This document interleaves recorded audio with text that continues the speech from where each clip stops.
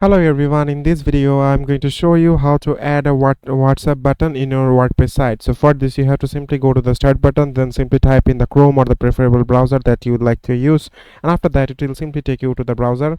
Then there you have to simply type in www.wordpress.com in the top search bar, and then you have to just simply put in your login credentials there, and after that it will simply take you to this page like this. And from here what you need to do is simply click on the edit site option here in the right hand side, and once you click on the edit site option, it will simply take you to the site that you would like to edit.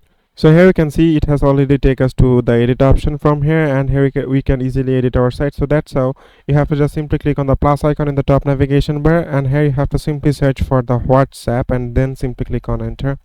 After that, here you can see the WhatsApp button is already showing. Just simply press it to the place that you would like to press, and here you can see we have already got the WhatsApp icon here, and here you can just simply put in your details here, and after that it will simply take you to the WhatsApp button. So it is as simple as that, guys. Thank you very much for watching this video.